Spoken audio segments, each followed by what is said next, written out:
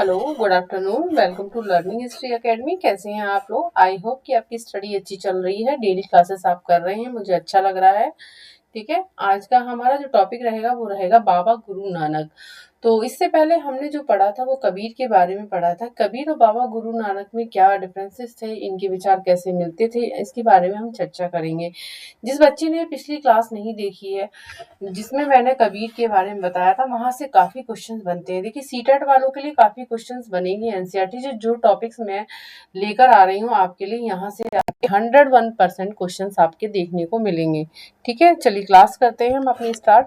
बाबा गुरु नानक, आज का हमारा जो टॉपिक रहेगा वो रहेगा बाबा गुरु नानक। ठीक है, कौन सा रहेगा? बाबा गुरु नानक, नजदीक से एक नजर।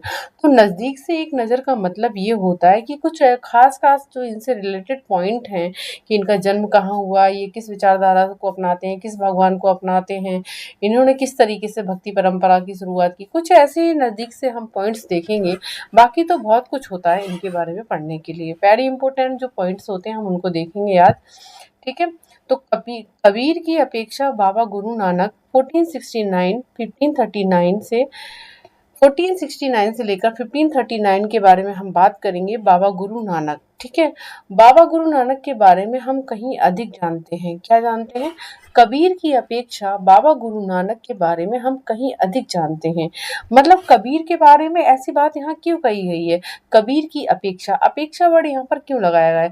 इसलिए लगाया है क्योंकि कबीर के बारे में बहुत लोगों को कम जानकारी है। उनके बारे में बहुत कम जानकारी देखने को मिलती है। जैसे कि मैंने आपको बताया था पहले ही कि जो कबीर हैं वो मतलब किस तरीके से, मतलब उनका लालन पोषण होता है, किस तरीके से, जैसे जुलाहा परिवार में वो बड़े होते हैं, उनका पालन पोषण होता है। कहाँ पर? मुसलमान मुसलमान के घर जुला मुसलमान का एक परिवार होता है और वो एक जुला परिवार होता है। जुला यानी कि करगे पे काम करने वाले, बुनकर, जिसको हम बोल सकते हैं बुनकर। तो यहाँ पर जो अपेक्षा वर्ड जो लगाया गया है ना, वो इसीलिए लगाया गया है कि कबीर की अपेक्षा बाबा गुरु नानक के बारे में हम कहीं अधिक जानते हैं। यानी कि कबीर के बारे में हमें इतनी जानकारी नहीं है जितनी हमें बाबा गुरु नानक के बारे में मिलती है। ठीक है, इनका देखिए तलवंडी, यहाँ पर हम बात करेंगे। अब हम बात करेंगे कि बाबा गुरु नानक का जन्म कहाँ पर हुआ। तो तलवंडी पाकिस्तान में ननकाना साहब में जन्म लेने वाले बाबा गुरु नानक ने करतारपुर रावी नदी के तट पर डेरा बाबा नामक में एक केंद्र स्थापित करने से पहले कई यात्राएं की। चलिए अब इसमें देखते हैं हम, ये जो आपको मैंने अभी बताया, मतलब इनका जन्म कहाँ हुआ? तलवंडी। तलवंडी कहाँ पर है? पाकिस्तान में ननकाना साहब। ठीक है, तो कहाँ पर है? पाकिस्तान में ननकाना साहब क्या है? तलवंडी। तलवंडी में जन्म लेने वाले, इनका जन्म कहाँ हुआ? तलवंडी में हुआ। तलवंडी कहाँ है? पाकिस्तान में है। ठीक है, तो इनका जन्म कहाँ हुआ? अगर माना जाए तो पाकिस्तान में हुआ इनका जन्म। ठीक है, तो तलवंडी में जन्म लेने वाले बाबा गुरु नानक ने करतारपुर, यानी कि करतारपुर की बात यहाँ पर की गई है, रावी नदी के तट पर डेरा बाबा नामक में एक केंद्र स्थापित करने से पहले कई यात्राएं की। इनका कहने का मतलब, इनका जो जन्म हुआ, बाबा गुरु नानक का जो समय रहा है वो 14 से फिर 1469 से लेकर 1539 तक इनका जन्म रहा है। ठीक है, इस बीच में हम इनकी घटनाएं देखने को मिलती हैं। कहाँ पर? 1469 से 1539 के बीच में। अब इनका जन्म कहाँ होता है? तलवंडी में होता है। कहाँ होता है? पाकिस्तान में होता है।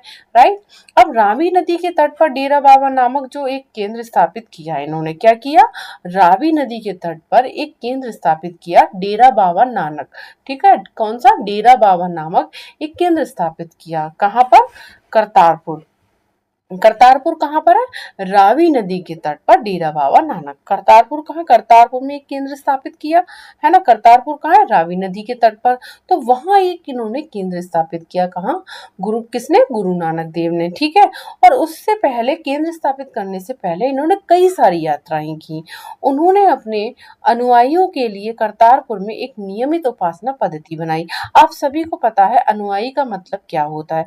अनुयायी का मतलब होता है जो उनको मानते थे, जो उनके विचारों को मानते थे, जो उनकी शिक्षा को मानते थे, तो वो कौन होते हैं? अनुयायी होते हैं, ठीक है, शिक्षक होते हैं। मतलब गुरु नानक कौन हो गए? गुरु हो गए।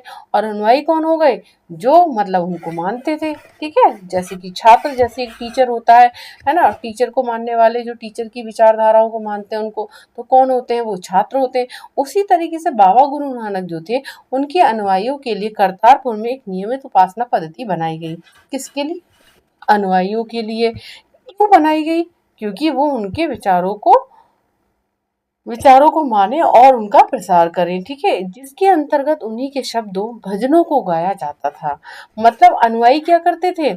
एक नियमित उपासना पद्धति अपनाई थी ना करतारपुर में। अभी मैंने आपको बताया करतारपुर में गुरु नानक देव साहब ने करतारपुर में क्या किया? उपासना पद्धति अपनाई है, ठीक है। और वहीं क्या किया गया? उनके अनुयायियों ने उनके विचारों को अपनाया। अब उनके शब्दों में क्या थे? भजन थे। उनके भजनों को गाया जाता था। कहाँ पर? करतारपुर में, है ना। करतारपुर में उनके भजनों को गाया जाता था, है ना। एक केंद्र स्थापित किया, वहां पर उनके अनुयायी थे उनके साथ, राइट। चलिए, थोड़ा ऊपर हो गया। उनके अनुयायी अपने अपने पहले धर्म या जाति अथवा लिंग भेद को नजरअंदाज करके एक साझी रसोई में इकट्ठे खाते पीते थे। कहने का मतलब है, अब अनुयायी होंगे, अलग अलग धर्म के होंगे, एक ही धर्म के अनुयायी थोड़ी ना होंगे जो उनको मानते होंगे। अलग अलग धर्म के, वो सिख भी हो सकते हैं, वो जाट भी हो सकते हैं, वो पंजाबी भी हो सकते हैं, वो हिंदू भी हो सकते हैं, मुस्लिम भी हो सकते हैं, कोई भी हो सकता है। नहीं तो क्या किया इन लोगों ने? इनके जो अनुयायी थे, उन्होंने क्या किया? अपने अपने लिंग भेद को नजरअंदाज किया और जाति और धर्म को भी नजरअंदाज कर दिया। अपनी जाति को भी, अपना जो धर्म था उसको नजरअंदाज करके एक समूह में इकट्ठे बैठकर खाना पीना खाते थे। इसे क्या कहा जाता था? इसे ही लंगर कहा जाता था। तो आज की डेट में भी आपको देखने को मिलता है। आप जाते हैं ना गुरुद्वारों में, कहते हैं लंगर, तो लंगर यहाँ से ही शुरू हुआ था। करतारपुर से ही लंगर शुरू हुआ था। गुरु नानक साहब ने ही इसको शुरू किया था। लंगर कहा जाता है, मतलब एक समूह में बैठकर खाना खाने को क्या कहा जाता है? लंगर कहा जाता है, राइट। बाबा गुरु नानक ने उपासना और धार्मिक कार्यों के लिए जो जगह नियुक्त की थी, उसे धर्मशाला कहा जाता था। अब गुरु नानक साहब ने, ठीक है, ये तो खाने की जगह हो गई जहाँ जिसको लंगर कहा जाता था। अब ये लोग क्या करते थे? उपासना भी करते थे, प्रार्थना करते थे, है ना। और धार्मिक कार्यों के लिए जो जगह नियुक्त की गई थी, उसे धर्मशाला कहते थे। जो भी धार्मिक कार्य होते थे, उनको धर्मशाला कहा गया। क्या कहा गया? धर्मशाला। और धर्मशाला को ही आज इसे गुरुद्वारा कहा जाता है। मतलब क्वेश्चन पूछा जाता है कि धर्मशाला अब किस नाम से जाना जाता है? अब अभी मैंने बताया ना, गुरुद्वारे में आप जाते हैं तो लंगर करते हैं, खाना खाते हैं, सबको खाना खिलाया जाता है ना। तो पहले गुरुद्वारा को क्या कहते थे? पहले गुरुद्वारा को कहते थे धर्मशाला। जहां पर अभी जैसे गुरुद्वारे में आप जाते हैं, वहां पे उपासना होती है, देखते हैं ना आप, एक से ऐसे करके, मतलब एक फैन लेके, मतलब पंखा लेके एकदम से ऐसे अपना वो करते रहते हैं, भजन करते रहते हैं ना। तो उसी तरीके से उसको धर्मशाला कहा गया। तो उसी को आज क्या कहा गया है? गुरुद्वारा कहा गया है, ठीक है। अब आई समझ में बात आपके? अंडरस्टूड? ठीक है, समझ में आ रहा है ना आपके? उस धर्मशाला क्या हो गया? जिस धार्मिक कार्यों के लिए जो जगह बनाई थी, उपासना करने के लिए, प्रार्थना करने के लिए जो जगह बनाई थी, उसको धर्मशाला कहा गया। अब धर्मशाला को आज की डेट में क्या कहा जाता है? गुरुद्वारा कहा जाता है। बस इतनी सी बात है, इजली है, आप आराम से याद कर लो इसको, ठीक है। 1539 में अपनी मृत्यु के पूर्व बाबा गुरु नानक ने एक अनुयायी को अपना उत्तराधिकारी चुना। मतलब जब उनकी मृत्यु होती है ना, उससे ही पहले बाबा गुरु नानक ने अपने अनुयायी, जो उनके विचारों को मानता था, जो उनका खास था, उसको ही क्या चुना? उत्तराधिकारी चुना। इसका नाम लहना था। क्या था? लहना था। अब क्वेश्चन पूछा जाता है कि गुरु नानक देव ने, इनका वेरी इंपॉर्टेंट काम, मतलब बहुत महत्वपूर्ण काम रहे हैं लहना के, ठीक है। ये बहुत फेमस व्यक्ति हैं, ठीक है। तो लहना था, लेकिन ये गुरु अंगद के नाम से जाने गए। तो ये जो इनका नाम, जो इनका उत्तराधिकारी थे ना, लहना नाम था, लहना नाम था इनका। और ये बाद में किस नाम से जाने गए? मतलब गुरु नानक ने जिस उत्तराधिकारी को चुना था, एक अनुयायी था, उसको उत्तराधिकारी चुन लिया। उत्तराधिकारी का मतलब होता है कि मतलब पिता के मरने के बाद उसका पुत्र ही उसको संभालेगा, जो भी वहाँ की व्यवस्था होगी उसको वो संभालेगा। चाहे वो शासन से संबंधित हो, चाहे प्रजा से संबंधित हो, चाहे आम लोगों से संबंधित हो, चाहे किसी से भी संबंधित हो, उसी को उत्तराधिकारी कहा जाता है। तो उत्तराधिकारी जब चुना गया तो एक अनुयायी था लहणा, लहणा को चुना, और लहणा को ही बाद में किस नाम से जाना गया, लहणा को ही बाद में गुरु अंगद के नाम से जाना गया। किसके नाम से जाना गया, गुरु अंगद के नाम से जाना गया। ठीक है, गुरु अंगद का नाम का महत्व था कि गुरु अंगद का नाम का महत्व था कि गुरु अंगद बाबा गुरु नानक के ही अंग माने गए।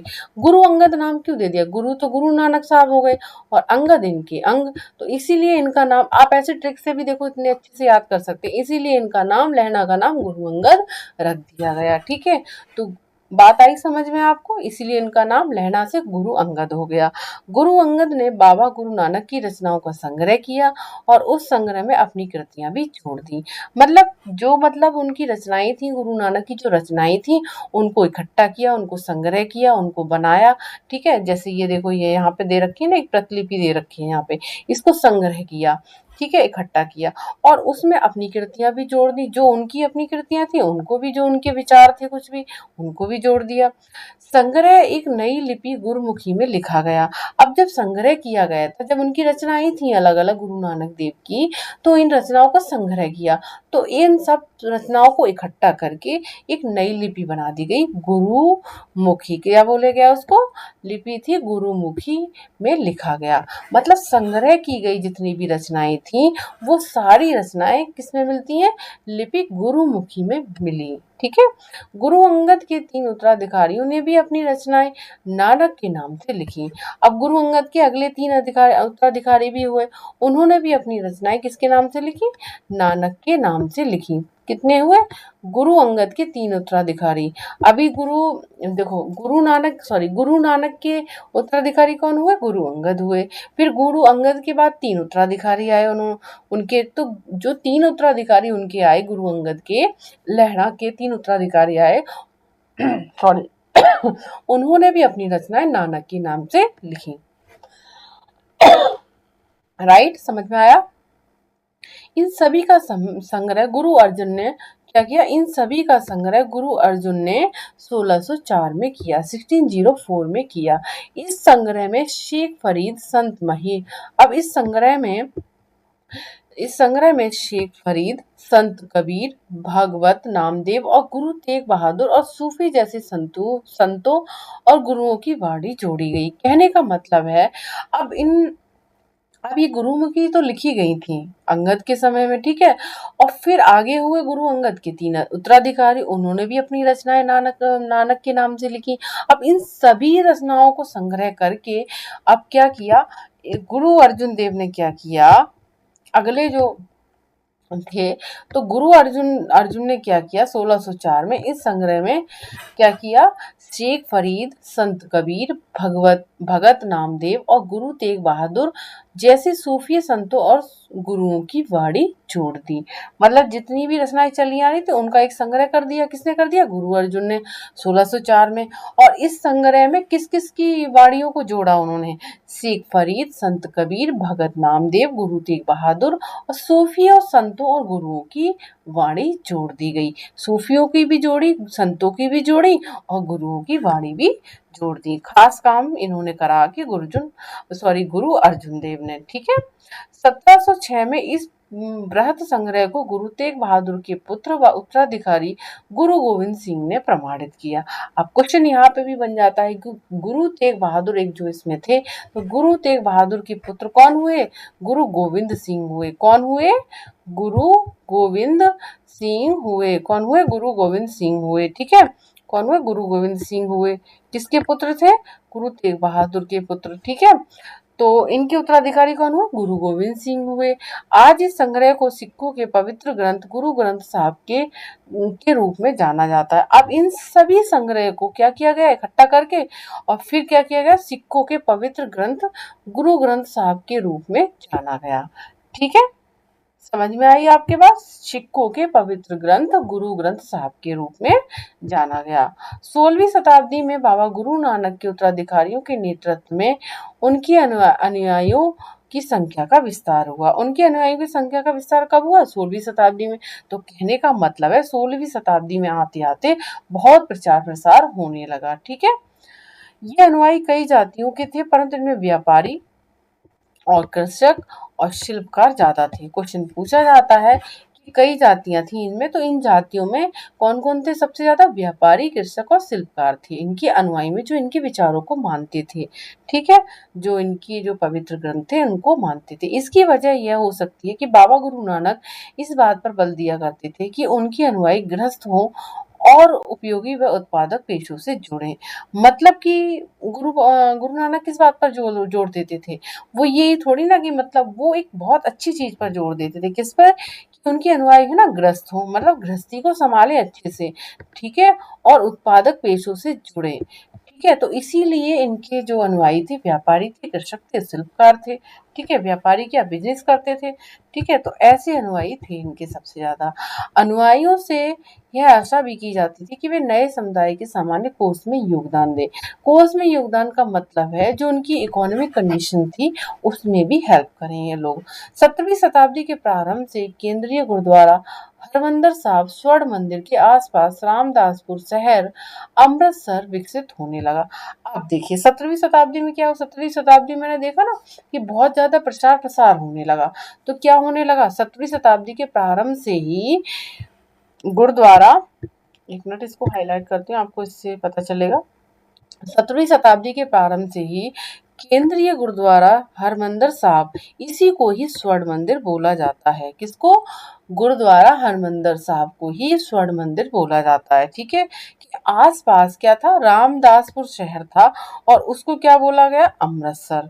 ठीक है, रामदास अमृतसर में क्या था? रामदासपुर शहर था, विकसित होने लगा था। रामदासपुर शहर विकसित होने लगा था अमृतसर में। ठीक है, तो प्रशासन में यह वस्तुतः स्वायत्त था। आधुनिक इतिहासकार इस युग के सिख समुदाय को राज्य के अंतर्गत राज्य मानते थे।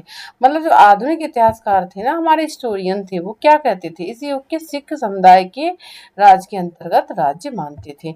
मतलब इस युग के जो सिख समुदाय थे वो इस राज्य के अंतर्गत क्या करते थे? इसको राज्य मानते थे। मुगल सम्राट जहांगीर, मुगल मुगल सम्राट, ये क्वेश्चन पूछा जाता है, मुगल सम्राट इस समुदाय को एक संभावित खतरा मानता था। उसने 1606 में क्या किया? 1606 में गुरु अर्जुन को मृत्युदंड देने का आदेश दिया। मतलब उसको ना जब ये केंद्रीय गुरुद्वारा हरमंदिर साहिब जब देखने को मिलता है, रामदासपुर अमृतसर विकसित होने लगे वहां पर 17वीं शताब्दी में, तो उधर क्या हुआ? जहांगीर को क्या है ना बहुत वो खतरा महसूस होने लगा। क्योंकि बहुत से लोग जो थे ना उस समय के जो आधुनिक इतिहासकार इस युग के सिख समुदाय को राज्य के अंतर्गत राज्य मानते थे, कि एक राज्य मतलब राज्य पनप रहे हैं इसके अंदर। तो इस बात से लेके जहांगीर को बड़ी चिंता हुई, उसको खतरा महसूस हुआ।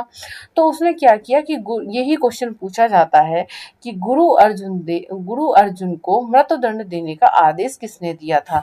तो किसने दिया था? जहांगीर ने दिया था। किसने दिया था? जहांगीर ने दिया था। ये क्वेश्चन कई बार पूछा जा चुका है। ठीक है, और ये पूछा जाता है कब दिया था? 1606 में दिया था। 17वीं शताब्दी में सिख आंदोलन का राजनीतिकरण शुरू हो गया।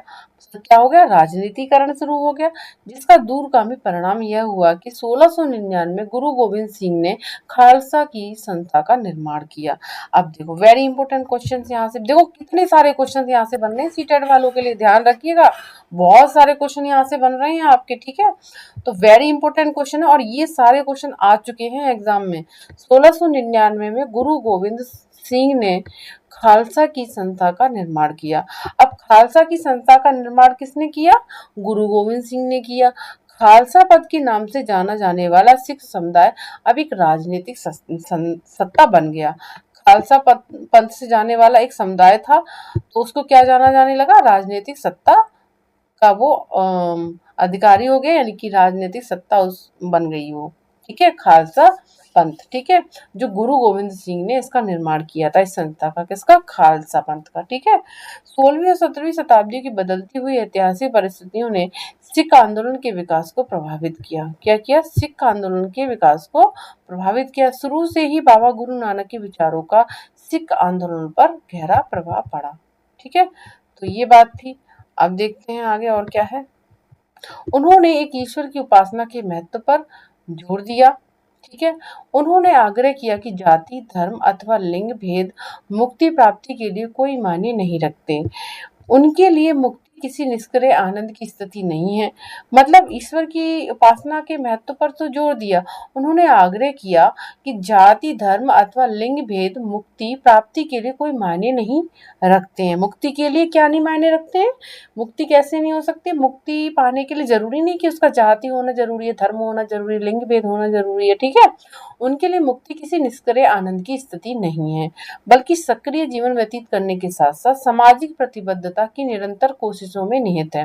उनका कहने का मतलब है मुक्ति ऐसे नहीं, मुक्ति का कहने का मतलब ये नहीं कि सब कुछ छोड़ दो। उनका कहने का मतलब है जीवन व्यतीत करने के साथ साथ सामाजिक प्रतिबद्धता की निरंतर कोशिशों में निहित है। जीवन को जीते रहना चाहिए, गृहस्थ जीवन जीना चाहिए, व्यवसाय करना चाहिए। उनका कहने का मतलब ये था। अपने उपदेश के सार को व्यक्त करने के लिए उन्होंने 3 शब्दों का प्रयोग किया था। अब देखो, वेरी इंपॉर्टेंट क्वेश्चन यहाँ बनता है। अपने उपदेश के सार को व्यक्त करने के लिए उन्होंने कितने 3 शब्दों का प्रयोग किया था। कौन कौन से 3 शब्द थे? देखिए, अपने उपदेश के सार को व्यक्त करने के लिए गुरु नानक साहब ने नाम, दान और स्नान का क्या किया था? शब्दों का प्रयोग किया था। नाम, दान और स्नान। वेरी इंपॉर्टेंट क्वेश्चन है, यहाँ से आता है ना। अब देखो, इनका मतलब क्या अलग अलग। नाम से उनका तात्पर्य सही उपासना से था। क्या था? सही उपासना से। क्वेश्चन पूछ लिया जाता है कि नाम से तात्पर्य क्या होता है? सही उपासना से। और दान का तात्पर्य क्या होता है? दूसरों का भला करना। और स्नान का तात्पर्य होता है आचार विचार की पवित्रता।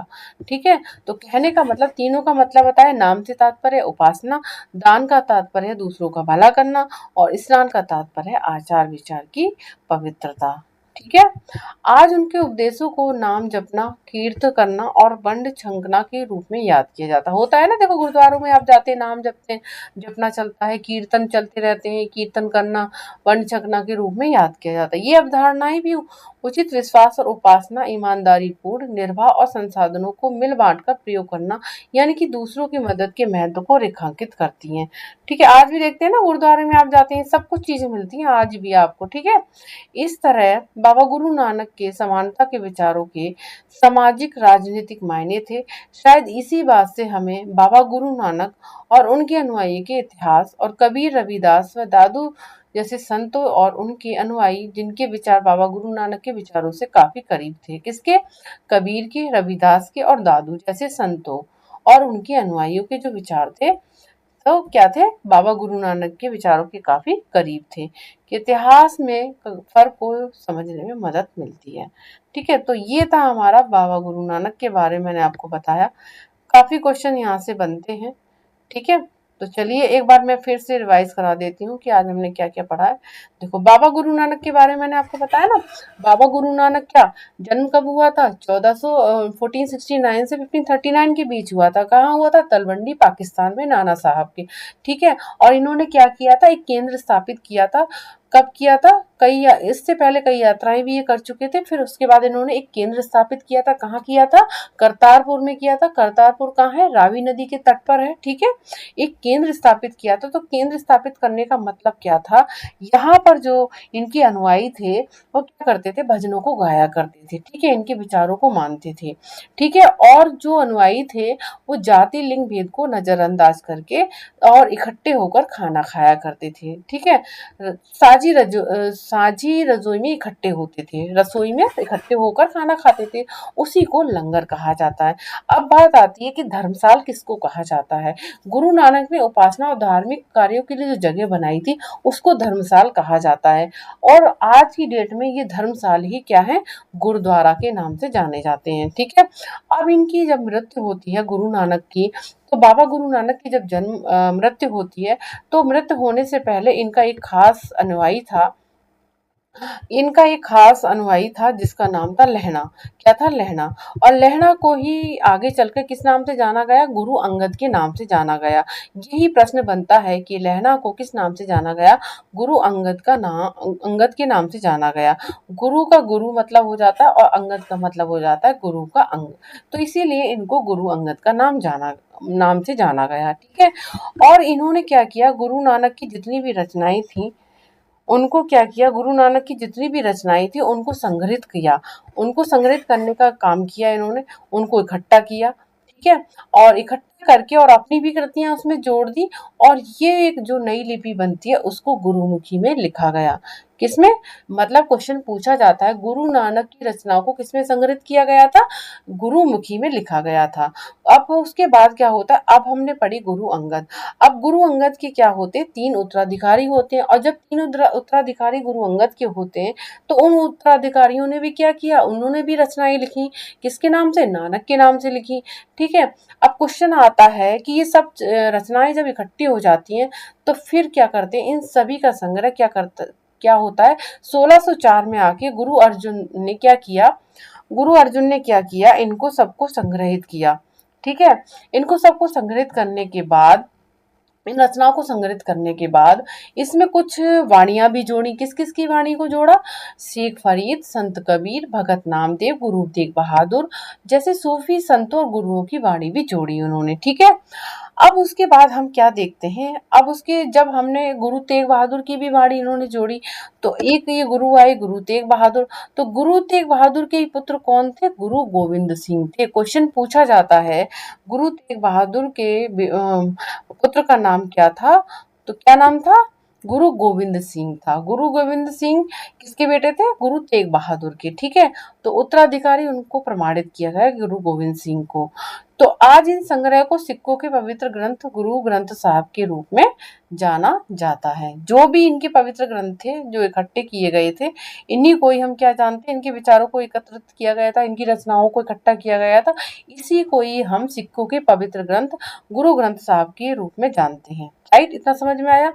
अब जब गुरु नानक के उत्तराधिकारी के नेतृत्व में उनके अनुयायी की संख्याओं का विस्तार हुआ, तो जब गुरु नानक के उत्तराधिकारियों के नेतृत्व में अनुयायियों का विस्तार कैसे हुआ, उनमें जो सबसे ज्यादा अनुयायी देखे गए तो वो कौन कौन से देखे गए, आगे चल के व्यापारी देखे गए, कृषक देखे गए, शिल्पकार देखे गए। तो ऐसे ही लोग ज्यादा क्यों थे, क्योंकि ये लोग क्या करते थे, इकोनॉमिक्स में भी काफी हेल्प करते थे, ठीक है, इकोनॉमिक्स में भी काफी हेल्प करते थे, आर्थिक व्यवस्था में भी काफी हेल्प करते थे, ठीक है। अब आगे चल के क्या होता है, 17वीं शताब्दी के प्रारंभ में बहुत प्रचार प्रसार हुआ इसका, ठीक है। तो बहुत प्रचार प्रसार जब इनका होता है तो वहां पर केंद्रीय गुरुद्वारा हरमंदिर साहब, सॉरी, केंद्रीय गुरुद्वारा बनता है एक हरमंदिर साहब, जिसको स्वर्ण मंदिर के नाम से जानते हैं, आज भी है स्वर्ण मंदिर, ठीक है, बहुत से लोग जाते हैं। उसके बाद उसके आसपास रामदासपुर शहर भी विकसित होने लगा अमृतसर में, कौन सा, रामदासपुर शहर अमृतसर में, ठीक है। तो ये जब जब इनकी राज्य जब प्रसार प्रसार होने लगा इनका, तो इनकी राज्य उभर कर आने लगे, तो उधर क्या है ना, चिंता हुई, किसको, जहांगीर को चिंता होने लगी, जहांगीर को चिंता होने लगी, अपना खतरा महसूस होने लगा इन लोगों से। तो इन्होंने क्या किया है, 1606 में आकर इन्होंने गुरु अर्जुन देव को मृत्युदंड देने का आदेश दिया, क्या दिया, आदेश दिया, ठीक है। तो ये जो है ना ये जो सिख आंदोलन का, ये जो 17वीं शताब्दी में सिख आंदोलन का राजनीतिकीकरण शुरू हो गया, आंदोलन शुरू हो गया, एक आंदोलन का क्या हो गया, राजनीतिकरण शुरू हो गया, राज्य उभरे, उसके बाद जहांगीर को खतरा हुआ, गुरु अर्जुन देव को मृत्युदंड देने का आदेश दिया। तो क्या था ये आंदोलन ही तो था, एक राजनीतिकरण आंदोलन शुरू हो गया। फिर आगे चलकर क्या होता है, 1699 गुरु गोविंद साहब ने, अब आती है बात की खालसा पंथ की स्थापना किसने की, खालसा पंथ की स्थापना गुरु गोविंद सिंह ने की, 1699 ईस्वी में खालसा पंथ की स्थापना की, किसने, गुरु गोविंद सिंह ने, ठीक है। गुरु गोविंद सिंह कौन है, तेग बहादुर के पुत्र थे ना, तेग बहादुर के पुत्र थे गुरु गोविंद सिंह, तो गुरु गोविंद सिंह ने खालसा पंथ की स्थापना की, ठीक है। उसके बाद क्या होता है, उसके बाद अपने जो उनके उपदेश थे, अनुयायियों के जो उपदेश थे उनको व्यक्त करने के लिए उन्होंने 3 शब्दों का प्रयोग किया, क्या, उपदेशों के सार को व्यक्त करने के लिए 3 शब्दों का प्रयोग किया, नाम, दान और स्नान। क्या, नाम, दान, स्नान। नाम का तात्पर्य उपासना से है, दान का तात्पर्य दूसरों का भला करना है, और स्नान का तात्पर्य है आचार विचार की पवित्रता से, ठीक है। तो आज इतने क्वेश्चन जो मैंने आपको बोल बोल कर अभी बताए हैं ना, ये इतने सारे क्वेश्चन और हाईलाइट किया है मैंने इनको, ये सारे क्वेश्चन आपके बन चुके हैं और इन क्वेश्चन से बनने की पॉसिबिलिटी है। और जब आप एग्जाम देकर आएंगे ना, उसके बाद मैं आपसे बात करूंगी कि जितना मैंने पढ़ाया कितने क्वेश्चंस आपके बने हैं इसमें से। पूरे दावे के साथ कहती हूँ, 101% कहती हूँ कि जितना मैं पढ़ाती हूँ ना आपको, उसमें से आपके क्वेश्चंस बनेंगे। ये नहीं कि जितना मैंने पढ़ाया क्वेश्चन नहीं बनेंगे, बिल्कुल ऑब्वियसली एनसीईआरटी से क्वेश्चंस बनेंगे आपके, ठीक है। तो प्लीज आप लोग मैम का सपोर्ट करें। आप लोग क्या है ना, मतलब ना तो लाइक करते ना शेयर करते हैं क्लास को, तो प्लीज लाइक शेयर सब्सक्राइब करते रहें। ये वेरी इंपॉर्टेंट क्लासेस हैं जो एनसीईआरटी की क्लासेस हैं। आप इतिहास पढ़ेंगे तो एनसीईआरटी पढ़ना आपके लिए मस्ट होगा। कोई भी एग्जाम देंगे आप इतिहास से रिलेटेड, इतिहास सब्जेक्ट से रिलेटेड कोई भी एग्जाम देंगे, उसमें आपको एनसीईआरटी पढ़ना मस्ट है। तो प्लीज आप लोग एनसीईआरटी पढ़िए ध्यान से, ठीक है। तो आप लोग एनसीईआरटी पढ़िए ध्यान से, क्योंकि एनसीईआरटी से काफी क्वेश्चंस बनते हैं। काफी लोग ये कहते हैं कि नहीं जरूरी नहीं है, ये वाली बुक पढ़ लो, इतिहास की ये बुक पढ़ लो, बहुत अच्छी बात है, आप बुक पढ़ो, आपकी फेवरेट बुक है, आप जिससे भी पढ़ना चाहते हैं पढ़ें। लेकिन मैं बस ये कहना चाहती हूँ कि आप जो भी बुक्स पढ़ते हैं इतिहास के लिए, तो आपको इसके लिए क्या पढ़ना पड़ेगा, एनसीईआरटी पढ़ना पड़ेगा, राइट। तो प्लीज आप लोग लाइक शेयर और सब्सक्राइब करते रहें। ये आपका चैप्टर था क्लास 7th का, चैप्टर 6 था, जो कंप्लीट हो चुका है आज। ईश्वर से अनुराग, काफी सारे क्वेश्चन यहाँ से देखे गए हैं। इसी चैप्टर से, सिर्फ मैं इस चैप्टर से बता रही हूँ, ईश्वर से अनुराग, अनुराग जो ये चैप्टर का नाम है क्लास 7th, और चैप्टर 6 से, इसी से ही मैं बता रही हूँ। एग्जाम में काफी क्वेश्चन बन चुके हैं, इसी से मैं बता रही हूँ। कम से कम 20 से 25 क्वेश्चन यहाँ से बन चुके हैं। पीवाईक्यू में कितने, 20 से 25 क्वेश्चन यहाँ से बन चुके हैं, इसी चैप्टर से बन चुके हैं, ठीक है। तो प्लीज आप लोग चैनल को लाइक शेयर और सब्सक्राइब करते रहें। कल हमारा नया चैप्टर शुरू होगा, क्लास 7th का चैप्टर 7 शुरू होगा, तो आप लोग भी पढ़कर आइएगा, ठीक है। तो आप लोग, अगर आपको कोई प्रॉब्लम्स हो क्लास से रिलेटेड पढ़ने में, कोई टाइम टेबल में, तो आप मुझे कमेंट करके बताइएगा। और अगर आपको लगता है कि मैं आपको पढ़ा रही हूँ, आपको किस लेवल से आपको मैं पढ़ाऊँ, मुझे ऐसे तो पता नहीं चलेगा जब तक आप मुझे नहीं बताएंगे। आप मुझे बताएंगे तो मैं उस लेवल से आपके लिए क्लास लेकर आऊँगी, ठीक है। तो प्लीज़ सीटेट वाले सुन लीजिए ध्यान से, बिल्कुल क्वेश्चन यहाँ से फंसेंगे। आप लोग डेली क्लास देखें एनसीईआरटी की, ठीक है। लर्निंग हिस्ट्री एकेडमी चैनल पर डेली जुड़े, ज्यादा देर की क्लास नहीं, आधे घंटे की क्लास होती है, आधे घंटे में इतने सारे क्वेश्चंस बना देती हूँ मैं आपके लिए, ठीक है। तो प्लीज लाइक शेयर और सब्सक्राइब करते रहें, ठीक है। तो मिलते हैं कल इसी समय क्लास में लर्निंग हिस्ट्री एकेडमी चैनल पर। Thank you for watching this session, bye bye, take care.